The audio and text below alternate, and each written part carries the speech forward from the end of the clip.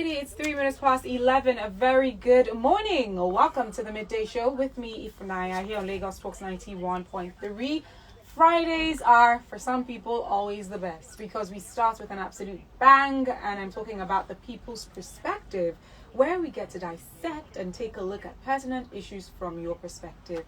And as always, my unequivocal co-host, Seun Kuti, is in the studio. Hello, everybody. How you doing? Hey. Seun, I haven't seen you since 2 weeks. We saw a bit on live last week, but it's not like physical. Touch me again. Touch me more.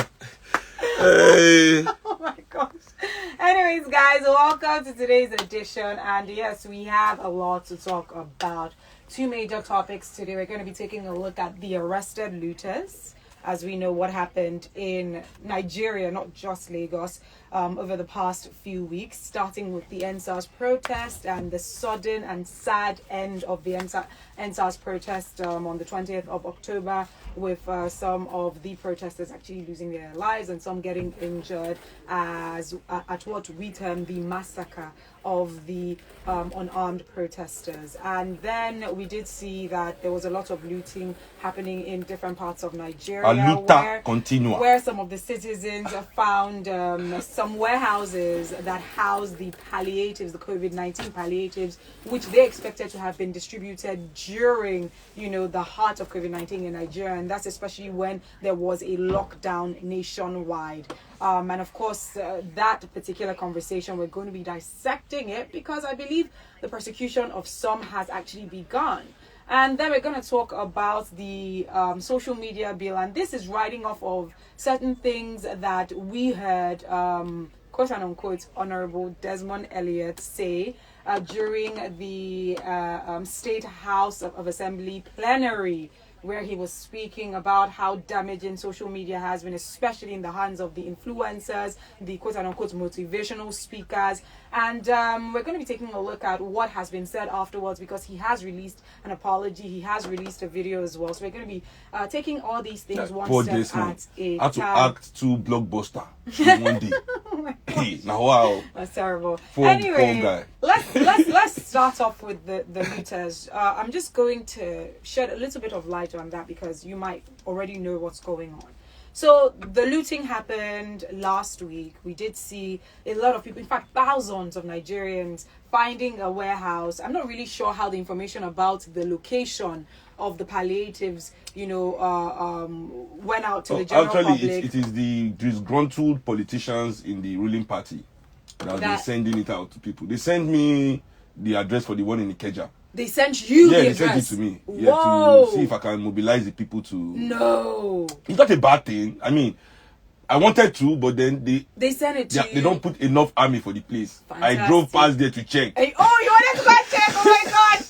Anyways, I drove past there to check. Before getting deeper the amount of into army that, there, I guys will just say, wow. So obviously they're already prepared. But maybe if I talk to the army, like, because in the other videos, so army was moving their own truck. It's for everybody. Yeah.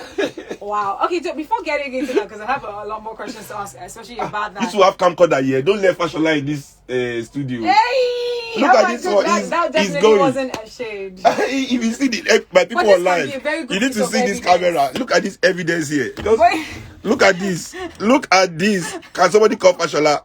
We have it. I can't do. Anyways, before getting into that as well, yes, we did see this looting taking place in different parts of Nigeria in their thousands. And later on, we saw law enforcement swooping in to carry out the investigation to identify those who were involved in the looting, and they were able to arrest some people. As of 2 days ago, we did see that they arrested over 600 people and counting.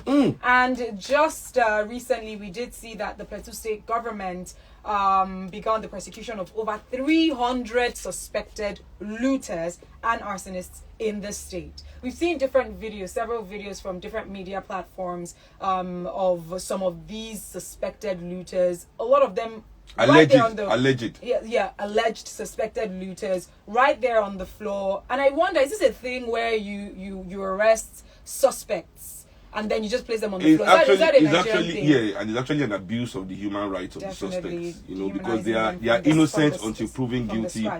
but you decriminalize them by putting them on putting them trying to break their spirits, showing them to the public in a criminalized position. You're already creating public perception about them. You know, which is going to, like, one way or the other, affect a fair trial. Of course. You know, so you know. So we have a lot of lawyers. I don't know. We don't have, my network is not strong enough. That strong. So in Plateau State, I don't know. But people in Plateau State that need legal help, you know, they can contact my organization, Nigeria Resistance, .org, through Facebook, Instagram, whatever. DM us, and we'll see if we can get, because there are a lot of lawyers helping right now. We're helping people out in Lagos too. Of course. So Seun, just as regards this story about the looters, I've seen that there are still people who are on the perspective or understand that these suspected or alleged looters ought to be prosecuted. But what are your thoughts, giving a country right now where the government is trying to, maintain law and order and is trying to ensure that the laws are being enforced, given a situation where, these suspected alleged looters saw that these palliatives that ought to have been distributed weren't distributed, and they went to do what they believe ought to have been done by taking what they believe is rightfully theirs, not necessarily seeing it as a criminal act. And so in a case where the government is still bent on, we have laws, we have rules, no sentiments attached, what do you think, given the situation where these people have been arrested, some of them are on trial at the moment, some they're still saying that their family don't even know where they are, their family don't even know that they were arrested, and they're still trying to figure out what exactly they did. Given this situation, Seun, what are your thoughts about that? Well, first of all, let's not forget how Nigerian police operate investigation. It's not as if they actually investigate. They do what they call raids. People that fit the description. They just go to neighborhoods and just, whether you are involved or not, they pack everybody. This is the reason why our prisons are full, of awaiting trial, suspects, alleged people people have been in prison 5 years, longer than the time that they would have served if they were found guilty of the crime they were even arrested for. And they have been in prison awaiting trial. There are more people awaiting trial in our prisons than actual prisoners. So that's why I wasn't surprised that there were attempted jailbreaks when because people are in there that have done nothing for years. They are the most people in the jail. Go and check any prison in Nigeria. Go and check the population of the prison. First of all, it's overpopulated. Then the amount of convicted prisoner can be maybe 400. Awaiting trial, 2005. Kilo day. And they can be there. So many people just go to court. Poor people, right? Let me tell you what they do when they go to court.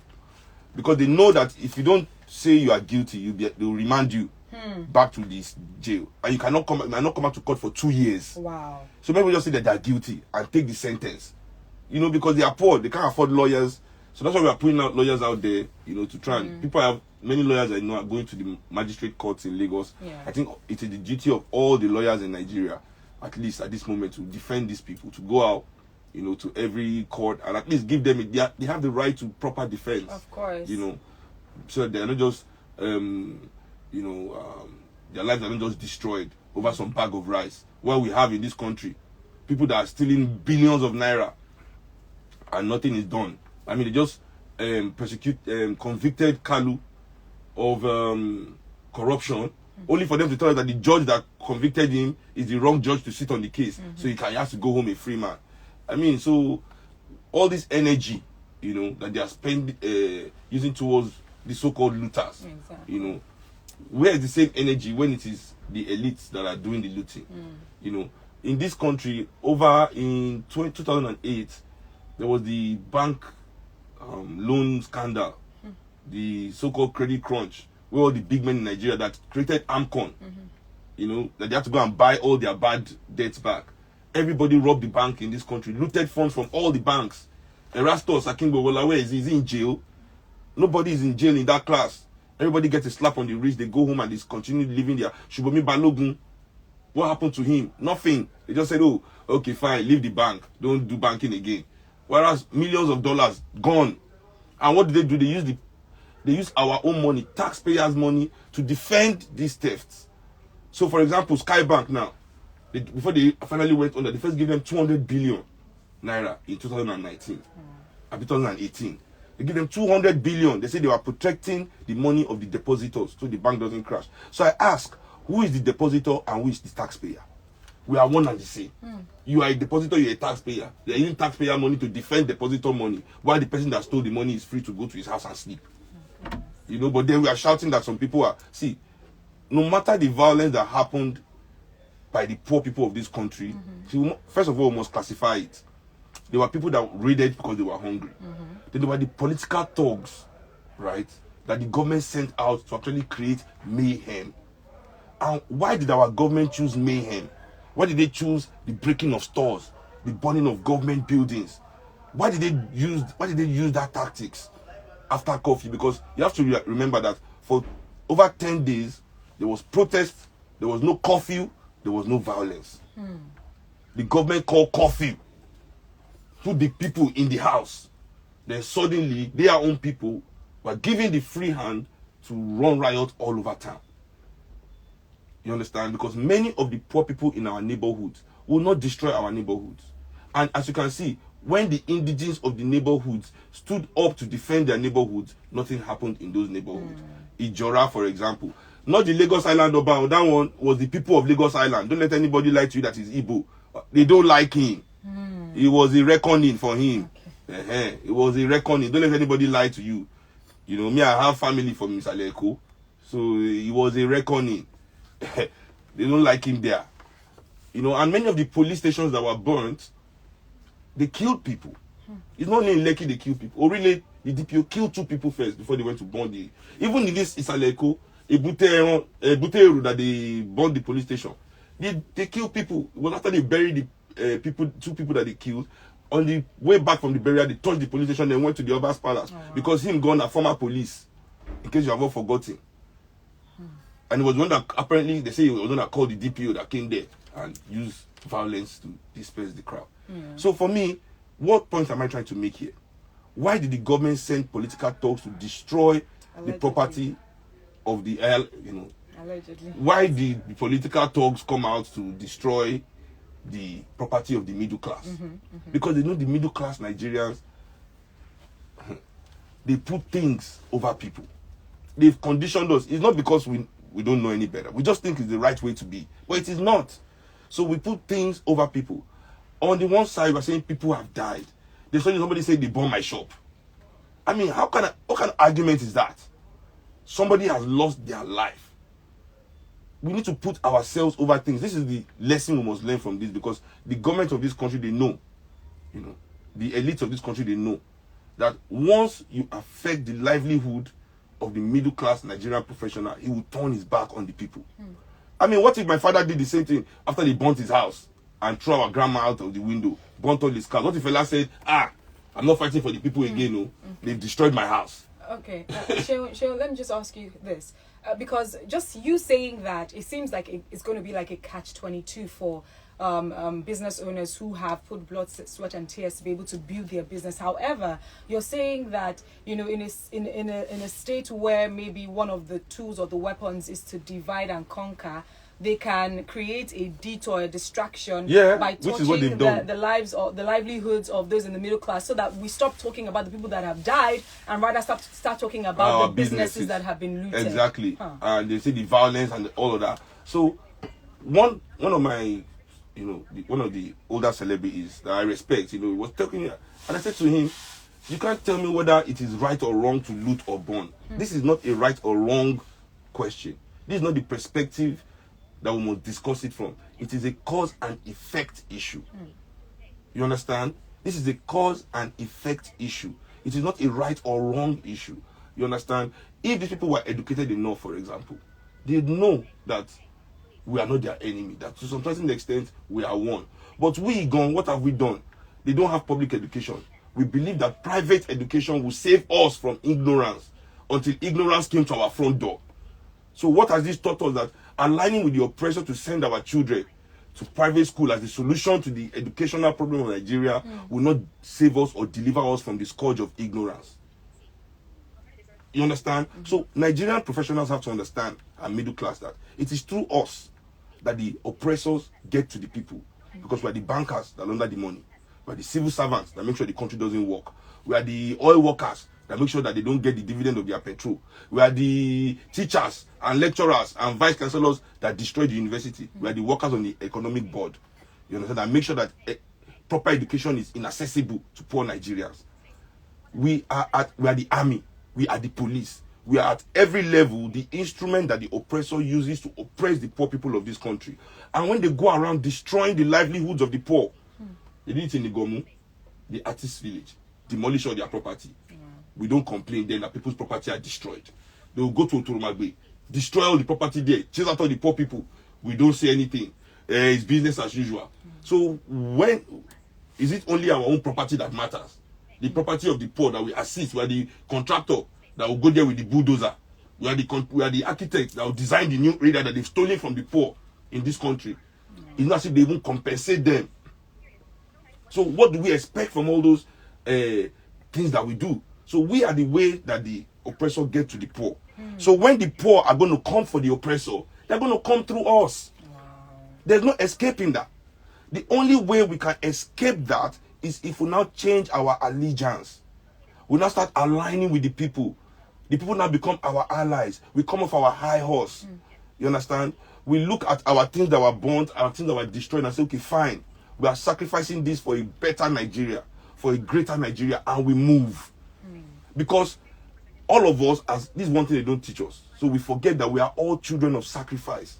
That your shop you think you have. For you as an African man, in this Nigeria, in your own land, to have a shop in that area, somebody died, paid the blood price for that door to be open. None of us as African people, only us African people were never invited to the table of capitalism for anything. We were just commodity. For us to achieve anything in this system, somebody had to pay the blood price for you to go to school, to vote, to be a doctor, to be a lawyer, to be a car, to drive a car, to marry your wife, to be a citizen in your own country. Somebody died. Not people, thousands of people died for that to happen. You are not self-made. We are not yet at Uhuru. Those people died and opened the door for us small to enter. So those of us that have entered now, we enter there and think it's by our own merit we are there. We forget what is happening outside. Okay, sure. We forget that our duty is not only to just sit down inside the room, but to bust that door wide open for the rest of our people to come inside. Okay, so this is quite profound, and I believe it takes a certain level of enlightenment and awareness for people to come to this type of knowledge and understanding. In a situation where right now what people want is law and order, what is the way forward? And aside that, if people, because there are people that have outrightly said, it is property owners that want law and order, and we are the minority.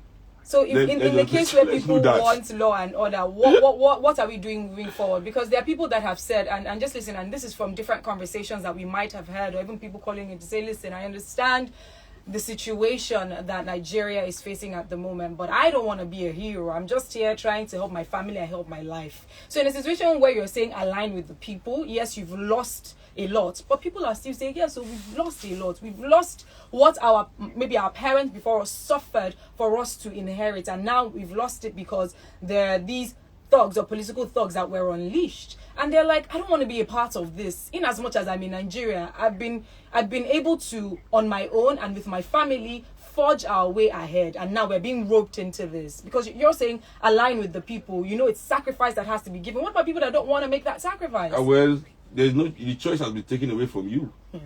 Right? The choice is no longer in your hand. You understand? Now the choice is being made for us by the ancestors.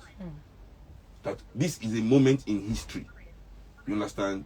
Franz Fanon says every generation out of relative obscurity must determine its purpose and then decide whether to fulfill or betray that purpose.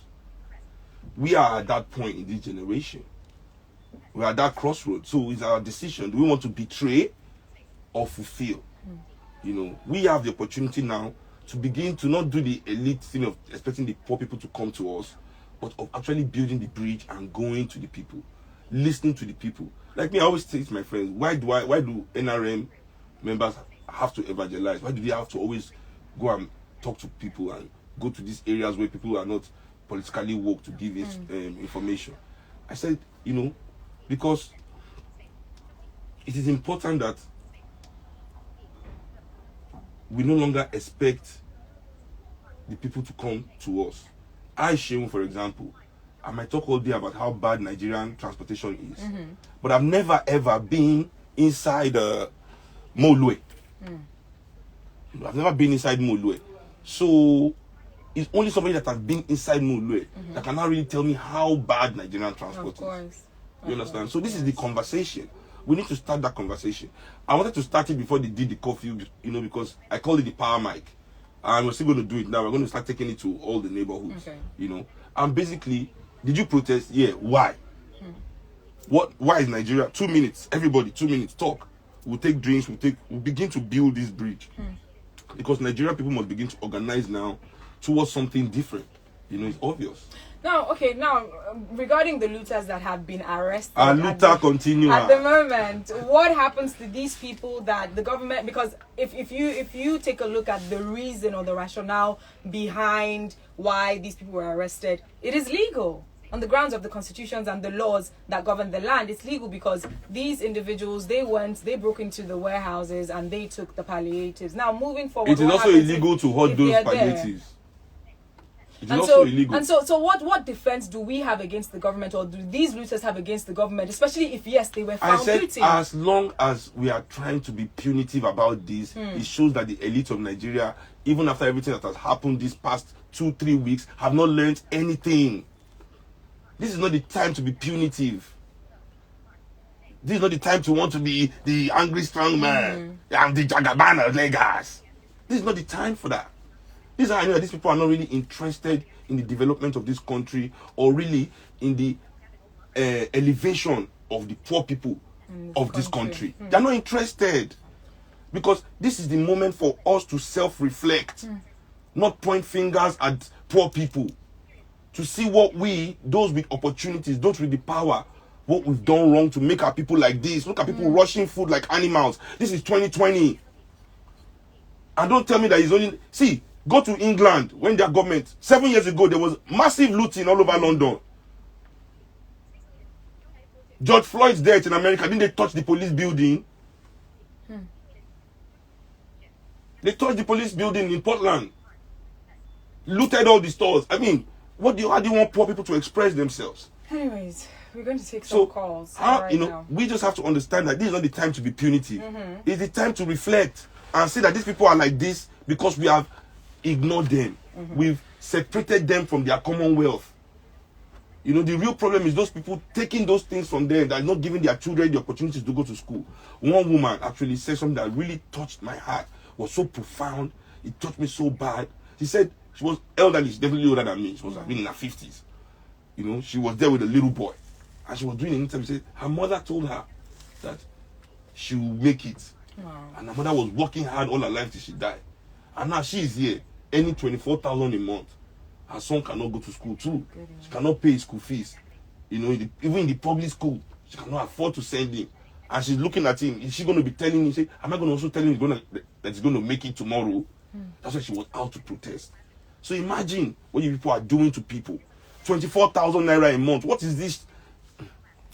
Anyways, I believe what we have seen, what we have known, and what they still keep confirming is that this government, you know, and governance in Nigeria in general has lacked empathy for so many years. Completely disconnected. Because like you mentioned, they should rather be looking at the cause and effect, because they don't want to ever accept. I don't know if it's because they see it as a taint on their tenure. They don't want to accept the reason why we have the citizens going in mass to go and loot like robbers, the palliatives, is because they have not created an enabling environment, because they are further driving in poverty, this being the poverty capital of the world. And I don't know that they're ever embarrassed about the international view of the way Nigeria is. Why?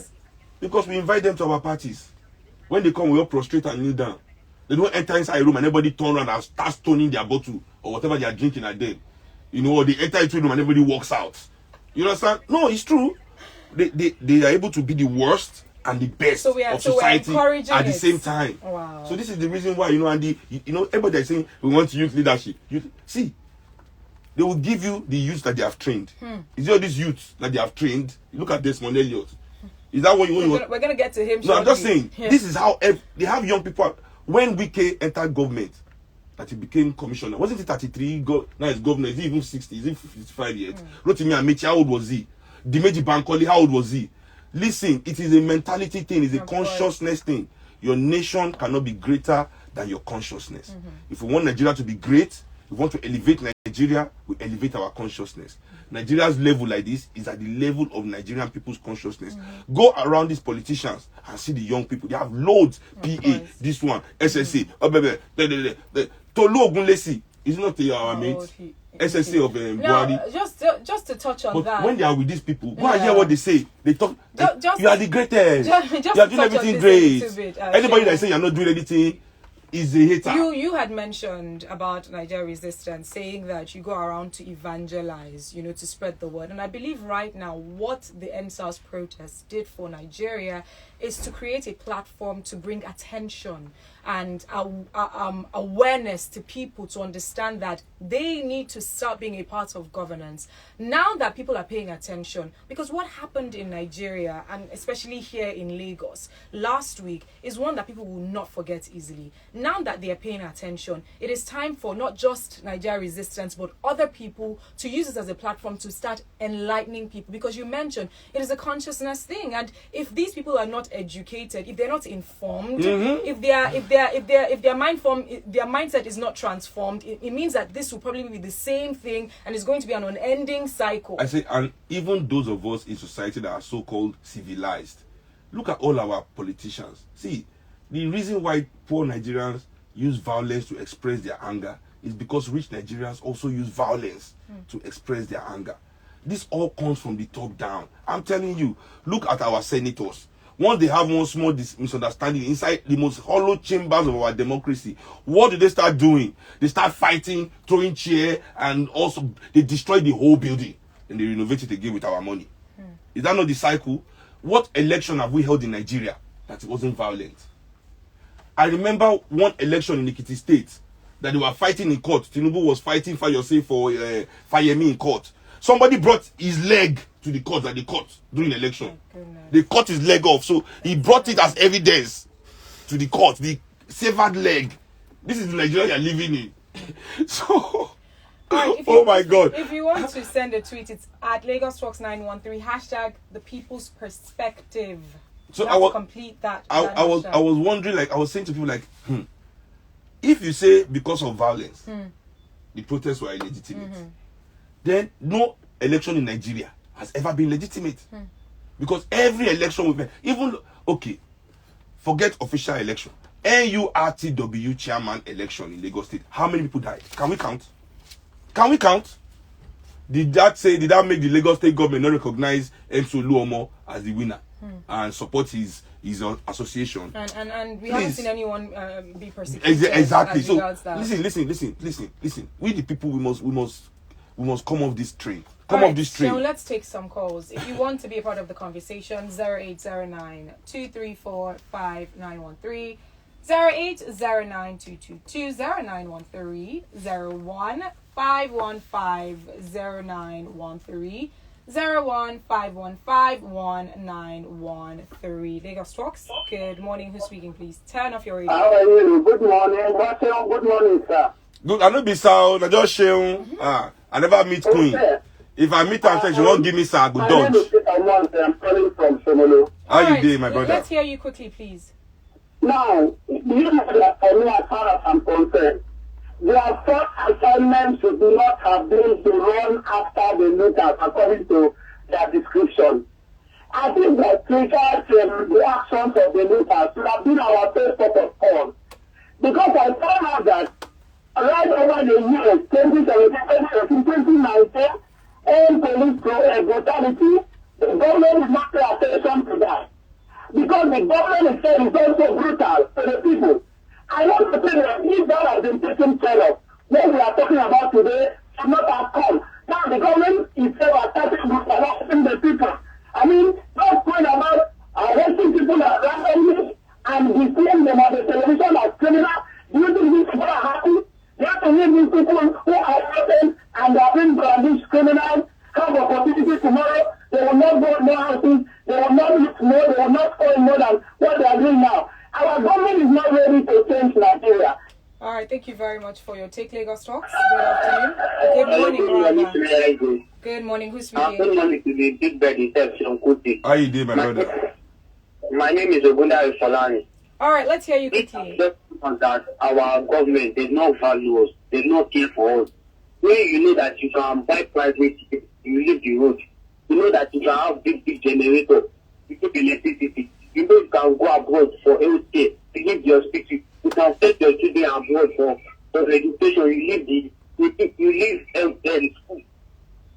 Imagine the only thing they're trying to fight against the people, they know that it's poverty and illiteracy. That when they not give the people education, they will not know their rights. So for a senator should be saying that they are even listening to 6 square meals in the protest. They don't want us to eat 6 square meals again. These people are just heartless. Thank you. God bless Nigeria. God bless Nigeria. Thank you very much. This is coming from, let's start with this, Adegboyega saying, evidently with what we have witnessed a few days ago, there's a wide gap between those in governance and those who are governed. Those in governance are far from today's reality. It's difficult for them to align with the demands of those that they govern. Young entrepreneur is saying, if you're a Nigerian and you want a new Nigeria that works, kindly tune in and listen now to the people's perspective. This is coming from Ishola saying, yes, George Floyd's death, so many police cars were burned by the citizens and still the police went on their knees and begged them. But the reverse is the case in Nigeria. This is coming from Mickey Shola saying, Oluwa Seun, you be your popsy pikin. I'm proud of you, bro. We shall make this country great again together, bro. No shaking. This is from Maestro saying, it's a shame that these people in power are so brutal towards the masses. Sometimes I feel like weeping, seriously, because all this nonsense from these so-called power-hungry politicians. Aluta continue. I love that. As he walks, Aluta continue. Lagos Talks. Good morning. Who's speaking? Hi. Good morning. Hello? Hello. Yewande. Good morning. Yewan. Good morning. Okay, Yewande, welcome. Thank you. All right, let's hear you. Okay, so first of all, I'd like to appreciate Seun and all his input. Okay.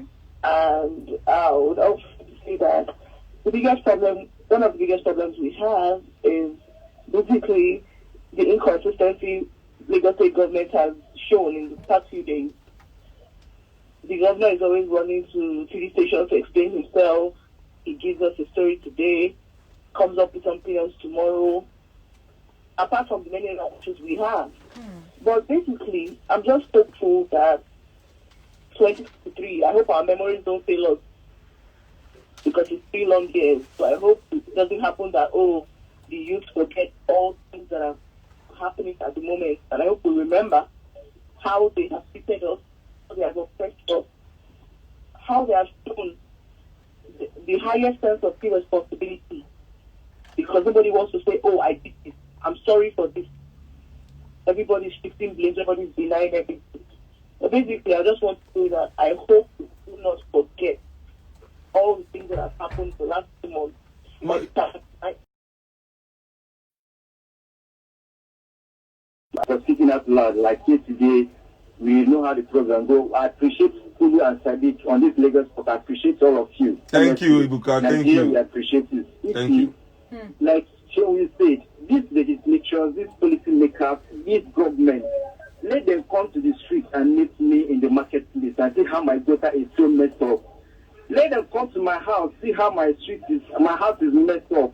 Let them come to my village and see. Let them come to my road. The other day we were talking about the big airport, and they designed it. Let these people. I listened to Lagos House of Assembly what they were saying. The woman from the Desmond they lost. They went to their constituency. What they were able to pick was boys that smoke. What social media. They didn't see downfall. You talk about downfall now. They don't go see them. They don't see them. Talk about how they suffer Okada, Keke, and they travel outside and get good education. This country go better, and that's why we are educating ourselves. Our consciousness has woken up to see that these guys they are joke. That we need to get good governance for ourselves. Thank you, I appreciate you. Thank you, Ibuka. Thank you a lot. Thank you very much. All right, it is 11:38. We need to move on to the next story that we're going to be talking about. Was Yewande the first girl to call this show? She, well, not to call not in. ever. Have Not we had ever, a but female? today. I'm sure we've had a female. Have we? Yeah, we should. Have we? Huh. I don't know. Yeah, one day. I don't. Well, the first female that we've noticed who called in. So yes, we can start with that. But I don't know that. But I mean, no female has called I've in thought at all. about it. Like, I've never had any. Any female call. Okay. Have we? I don't know, but best believe that we have females listening. Yeah, we've had the Kama day. The day we did the Kama topic. that it came to the Warrior Warriors. We had like 5 women that came to tell me off on the show. Oh yes, I remember. Yewande is the first woman to call to support me. The Fantastic. first 5 that called I mean, was we're almost everyone. All right, guys. Let's move on to the next story. Let's talk about Desmond Elliott being the topic of focus yesterday. So we're going to start off with this. I'm going to play an audio for you just so that you hear exactly what he said. listen, there's some people you don't like from afar. In case, When they now prove you right, so you are wait, just like, okay. In this case, is that you did not like him from afar? I've never liked Oh that really? I don't know that I've never met him. I've never liked him. Like him. In fact, when he now started running for politics, I knew that from afar what I was saying about him was fact. And now the ancestors have helped me So you're a good judge of character. to show him to the world. Fantastic. Anyway, guys, listen up. So a few days ago, and I spoke about this on The Dish, a few days ago, a Twitter user came out to accuse Desmond Elliott for pushing for the social media bill in the plenary session in the State House of Assembly. Now, Desmond Elliott released a video afterwards. Now, this video did not deny or confirm that initial allegation. What he did say was they should verify before they begin to, spread whatever news it was.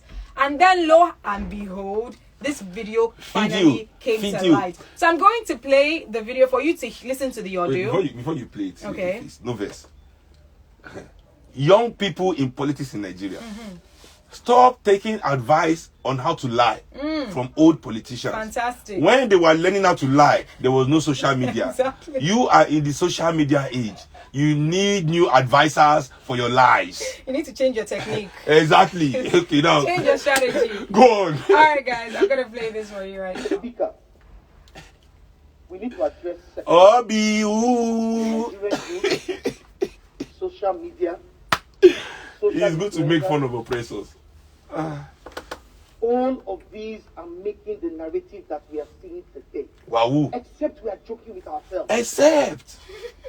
Social media, yes, so good. I said. Has its negative. Negative. Oh my God. Let me first thank you. Oh, The Adupe. wanton killing and carnage that happened. Oh, I'm done. it's just so minor. Let's just first put that aside. It's so minor. People die. It's so minor. The abuses from children. But the abuse they gave me was major. I ask myself, Death is minor. I'm making people translate this picture. what's going on? The death of the poor is minor. The insult to the rich, that's major. People having the effrontery to enter an Oba's palace. Imagine. Hold the staff of office. Away. Culture is gone. Mr. Speaker, in the next 5 years, there will be no Look at a Nigeria. man speaking English in a Yoruba land assembly, telling us our culture is The gone. youth is not only those who did the peaceful protest. Those who have looted. Who have These destroyed people are lives. delusional. They are youths as well. Mr. Speaker, pregnant women went into malls, picked things and went away. When shall we change this narrative? I put it to all the celebrities out there. All the motivational speakers. Thank God I'm not a celebrity. This is the only country we Because have. I'm just a famous musician.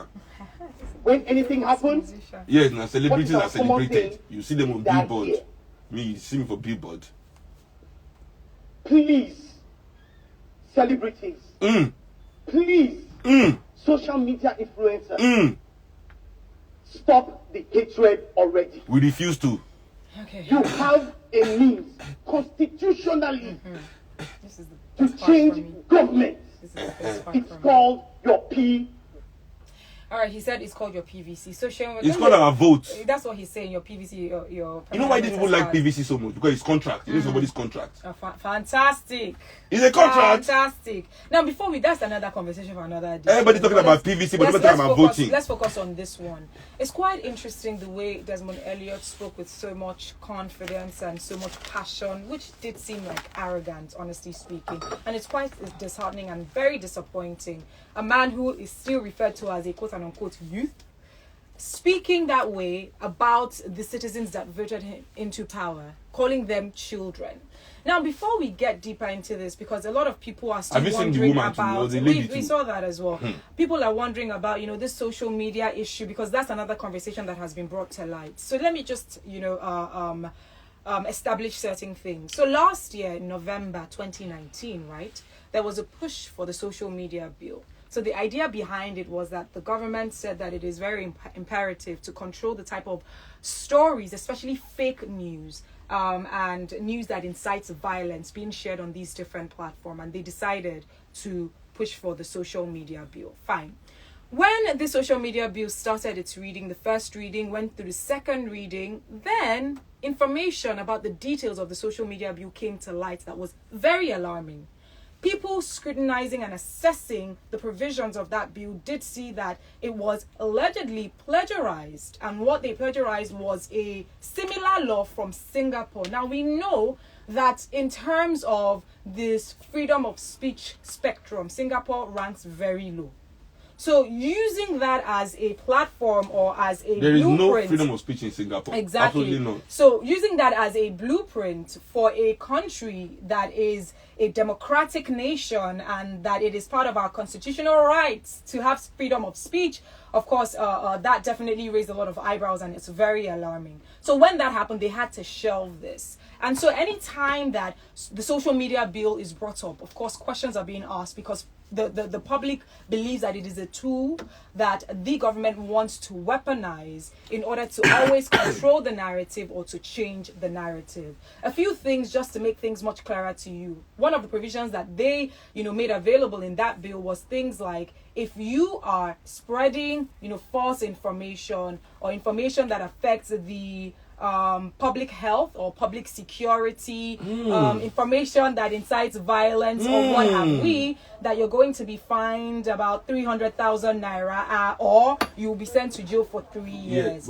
Now the question is, it only violent statement online that is a crime, or violent statement on ground? Because it is Meyeti Allah. This particular bill, this particular bill is focused on online information, right? Okay. Now, some questions that, of course, were asked, which I did ask as well, was fantastic. You want to regulate social media, which is something that is advisable to an extent with the type of information that is being passed via social media. However, with the provision of this particular bill is where the questions are being raised. Because now, who is the determinant of fake news or authentic news in a country where for the past how many days, over a week now, since the massacre of those innocent protesters in Lekki, we are seeing 3 different narratives or several different narratives. A different one from the state government with someone telling us something different. Different from the army. With the army coming out with a totally different narrative. With the presidency not even acknowledging the fact that it probably did happen. Because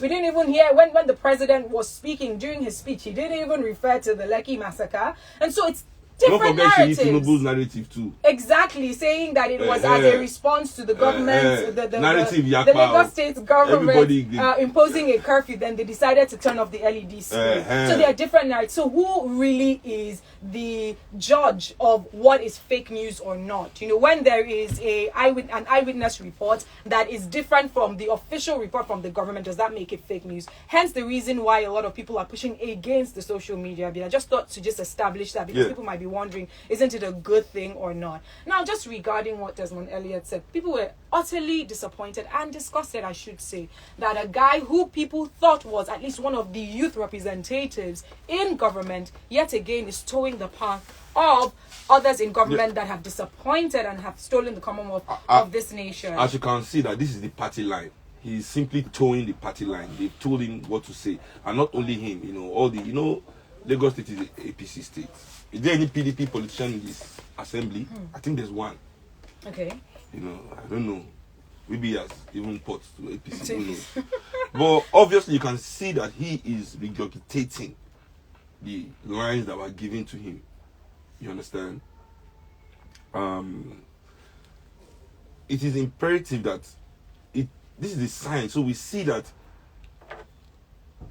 there is a complete disconnect, right, between the people and this political class. Now, before I go on any analysis of this issue, it will be important that we know that all what people are saying right now, we might be disagreeing with it. Of course. But this is what will go in the official documents of Lagos State during this period. Wow. This is what they are saying now is what history will record. My goodness. Except we change the narrative. We all might disregard this and say whatever online and in our meetings or whatever. But unless we take power from these people to change the narrative, this is the official stance of Lagos State government. Now, this social media bill has been going around for so long, but I want to let the government of Nigeria know that in their efforts, because what Desmond is basically saying here is, poor people's children have no right to speak to me. First of all, black people don't have the right to express themselves at all. That's the first step. Now, poor blacks, even less so. These rich Africans, they've seen themselves as pseudo-whites. They've Europeanized themselves. You know, they are already Europeanized. They don't see themselves as Africans like us. See, when you say SARS is harassing people, young boys on the street, you think it's because they are criminals. No. Nigerian police, SARS, they roll with criminals every day. How many big 419 Yahoo boys in Lagos have police escorts? Once you have money, I mean, in fact, our politicians, if police did not like crime, there's no way they will be near our politicians in this country. So, it is not really the criminality of these people that the police go against. It is how they express themselves. You must not express yourself as a black person. So, Rasta, dreadlock is a form of expression. They attack you for it. Tattoo on your skin. You don't have to be a criminal. You wear tattoo, they attack you. Why? Because you're expressing all this. The poor of Nigeria must always be silenced. So this is why social media annoys them. This is why social media hurts them in a way that you are wondering, Kilo Dagon, what is all this? Because many people come and insult me in my social media. Him gonna is complaining that people insult. Has he closed this page? Has that made him leave social media? No. Because we know its usefulness. We know that it is only a minute number of people that troll and do all these things. You know? So it is actually a silencing of the people that they are after. Wow. They are looking for different ways to do it. They've silenced us mentally by depriving us of education. They've silenced us physically by not giving us good opportunities and healthcare. They've silenced our dignity by making us homeless and hungry. Look at Nigerian people, man. I see these past few weeks, I was sober. I was happy that, okay, the people are reclaiming what is theirs, but to see the amount of people. It's very disheartening. Look at our girls in Lagos. I mean, I live on Island, which is one of the #1 red light districts in Nigeria. You know, every day there are at least 50 new prostitutes coming on that place. Everywhere, if you come, when actually everything is shut down now, kind of. But everywhere, full of all our girls cannot live a dignified life. All our boys cannot grow up in a dignified way. Yet people are overseeing all this, and you feel like social media and what they say to you is what should be bothering you. It shows that it is actually the silencing of our people is their real goal, not the development of their people. They want to silence you. That's all. That's all Desmond proved today. But now let me warn these people. Nkrumah did not liberate me with social media. Fela did not have social media. Amika Cabral did not have social media. Govara did not have social media. All the great people that liberated us in this Africa did not have social media. If you take social media away, doesn't mean we will not take you out of power. You understand? I mean, it does not relate. You have to understand that. It might make the job harder, but it doesn't make it impossible. Just know that. I know that history will never forget you. You know, that's what I have to say to them on that.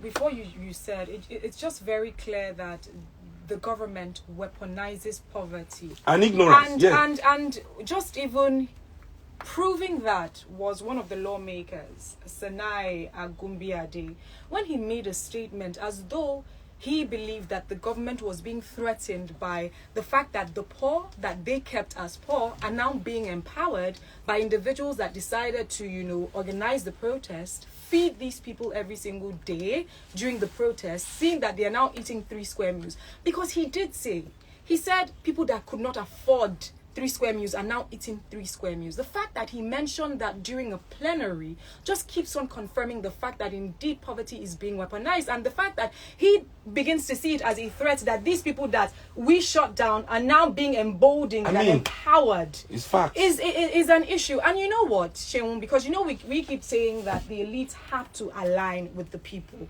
And I must say a big kudos to some of the people that were very pivotal in helping the running of the protest, especially people like the Feminist Coalition, some of the girls like FK Abuja. And the reason why I'm saying this is this. Remember, we're always calling for the elite to do something about it. And I know that one of the things that they need to do is, as the unscrupulous members of government, they've weaponized poverty. What we can do is to instrumentalize poverty in the sense that we know that people are hungry. And one way to get the people to listen is for you to empathize towards what their plight is, which is the fact that they are in poverty. And one thing that they did during this protest was the fact that when these people came out to express their constitutional rights, they were also aware that these people were hungry. And said, we're going to feed you. Not only are we going to feed you, we're going to give you healthcare if you need healthcare. We're also going to give you legal backing or legal representation if need be. And so these individuals, dare I say, are part of the elites, maybe the types of backgrounds that they're coming from. I feel like that is a sign or a glimmer of hope that indeed it starts from things like that. And if people begin to mobilize and begin to show their support with these people, indeed, we will liberate the people. Indeed, we will begin to help out and build the Nigeria that we need, because they have identified one of the banes of the people, which is poverty, and they ensured that they addressed that need during the protest, which was one of the reasons why I believe these unscrupulous politicians felt threatened, because they're saying, listen, these people that we kept poor, they're now being emboldened and empowered. They're going to these protest grounds every single day and they're having a 3 square meal. That's a problem. And the fact that he brought that up during the plenary just goes to show that indeed a whole lot happened during this protest. It's quite sad, it's quite disheartening, but I believe that is a glimmer of hope. It's baby steps, and a lot of people in this our generation, this is their first political act. So kudos, and there's no need to nitpick or do anything. But what I would say is that the next time we call the Nigerian people out for any reason whatsoever, we all must be there with them when the soldiers come. It's a shame that that's the only thing that I just can't, that the people were left alone when the soldiers came. There was nobody there that called them there with them. That's just the only thing that was sad. Because me, I was in Ikeja, I didn't come to Lekki throughout. I just stayed in my neighborhood. And 3 times, the first 2 days, the first day we repelled thugs. That guy that with the cutlass that everybody saw in the he was an outside the cave. Yes. We repelled them. Have they found that guy, by the way? We repelled them. The second day, I wasn't there the first day that they repelled them, but the second day I was getting to the protest site at night. Because that first day was when I decided to start going out to protest. Because I wasn't going out to protest in the original. So it was that first Friday that we did our show last week from the protest ground. So during the day there was no chaos, but at night they came again. We repelled them. I was there for that one. Even during the so-called looting, they wanted to come and loot Allen. If you pass through Allen, they've broken all the street lights.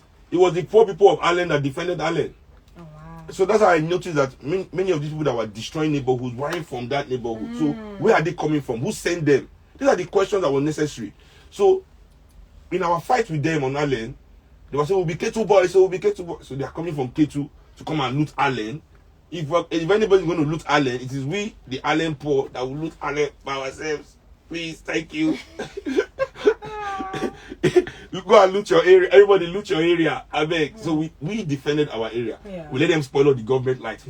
They spoil the you are traffic light. oh my gosh. What do you want to do? Let's take some calls. They spoil all the traffic lights, but we didn't let them enter our lane. Fantastic. You know? Defended the people. Lagos talks. Good morning, rather. Who's speaking? Good morning, Ifya. Good morning to Seun. Good morning. Yes, this is Ademi. Alright, Ademi, quickly because we have a few seconds left. Very Let's hear quick. you. Okay, your thesis of Seun is that it's a cause and effect sociology or action and reaction, which is science. And I agree, both action and reaction are wrong. But we all have to forgive each other because we've wronged or we are wrong on both sides. And then we have to be able to look the other way because this was a situation that was caused not spontaneously at that point, but because there was an action that gave rise to it. Exactly. So let us forgive each other and move on. I mean, that is exactly the spirit I was talking about. And it's not from us to government, it's from we, the middle class, to the poor. Hello. You know, we don't send them for government. Good morning, who's Good speaking? morning, the big bird, Annie. Good morning, Hi, no. good My morning. name is Leo. How you doing? Hi. I do right to Baba. I want to first of all thank Desmond for his speech. Mm-hmm. We have heard him. And his apology is well accepted. We will visit him when the time is right, come 2023. And I'm sure by now you should know that he's not coming back. That goes for Bagadamila as well. And every other public officials who are speaking. That is all I have to say. Thank you, my brother. But I don't hear. It's so funny. They don't book their votes down. They don't book her down. There's a comment that I saw someone say, well, freedom of speech is allowed, but freedom after the speech that you gave, that's the one we're not going to give you. So they're telling Desmond Elliot, well, you're free to say whatever it is that you want to say, but afterwards, yeah. Don't worry, we are waiting for you. We are waiting for you. You want to be collecting jumbo salary, Abby? Oh my goodness, let's take this one. Lagos Talks, good morning, who's speaking? Yeah, good morning. Have you about sorry, Alright, we have to take another call. Lagos Talks, good morning, who's speaking? Good morning. Alright, let's hear you quickly. First of all, I want to say that Desmond Elliot was really bad and everything.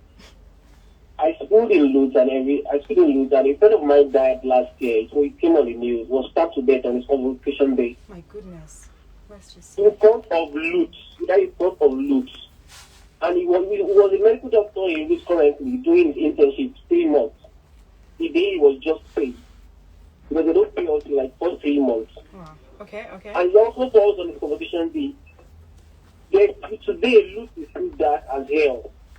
And every time we get stabbed, chased by markets and everything. Okay. That's when Elliot was talking and was saying the youth and all those stuff. What exactly? For a pregnant woman to go and you should condition and we'll see that environment and go out. That's so true. The fact that he even used that as a reference I point. say the guy. It's extremely No, disheartening. you can tell that How cold is your what? heart? No, his heart is not actually cold. He's actually a weak guy. What? Because you could tell that he wanted to speak something, but he had been told to say something else. Wow. So he was trying to reconcile the two, All right. but it's impossible. We need to wrap this up because the news has to come on right now. Kachi is in the studio. Seun, it's always a pleasure having you Yes, here. real news, oh, not this fake news. Me and if you have been giving. It's not fake news now. We give authentic news. Authentic. News from the people's perspective. They tell That's the most you, you important. know, they this Africa. Okay, Seun, before saying goodbye, any words? Yeah, let's keep the energy up. Everybody, if you're not doing anything right now, that means nothing is being done. If you, as you're listening right now, you're not doing anything, that means nothing is being done. Let's organize 2023. All right, guys, you can reach out to him at Big Bird Kuti on Instagram. Yeah. The real Seun Kuti on Twitter. And the real Seun Kuti on Twitter. You can reach out to me on Instagram and Twitter at IFY_I. That is IFY_I. Till next week, Friday, from 11 a.m. on The People's Perspective. See you. Of course, coming up next is the World News coming to you live from our media studio.